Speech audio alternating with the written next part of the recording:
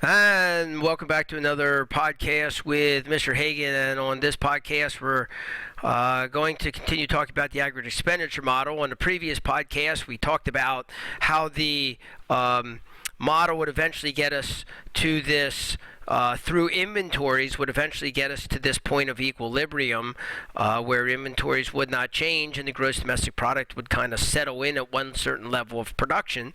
Okay, so that was our equilibrium, and then the next step of the process is going to be shifting the curve. So just like we did with the supply and demand model, you're going to have some process, some natural economic forces that are going to get you to equilibrium, and then the next question is, what happens if the curve shifts? Before we do examples of the curve shifting, we want to talk about the things that will cause the curve to shift. So let's just go through a couple of them. Let's just go through the list of them here real fast. So these are the aggregate expenditure determinants. These are the things that will cause the aggregate expenditure curve to shift up and down. And they go under four categories. They are consumption, investment, government spending, and net exports. And why are there four categories of spending? There are four categories of spending because it's going to be C plus I, and then of course we didn't have one here before because we were assuming government spending and net exports were zero. But if we don't make that assumption, then this is going to be C plus I plus G plus NX.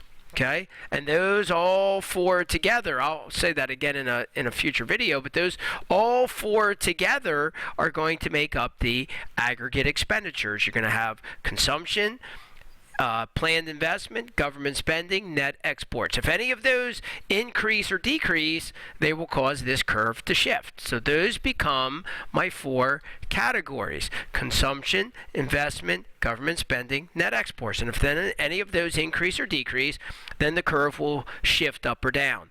There are 5 different determinants under consumption that cause consumption to change, and they are wealth, taxes, if government increases or decreases taxes, people's preference for savings, the current interest rate, and any change in expected income. Any change in those will change consumption and shift the curve. Investment could be interest rates could change. That would change investment. Expectations of business conditions, whether business owners are optimistic or pessimistic about the future. And then finally, business taxes. Any change in any of those will cause a change in investment and shift the curve. Government spending is straightforward. That's it. It's just government spending. Government could increase or decrease spending and shift the curve up and down. And then finally, net exports. You could get a change in foreign income, other countries' incomes, or you get a change in your exchange rate, the rate at which your currency exchanges for other currencies in the world.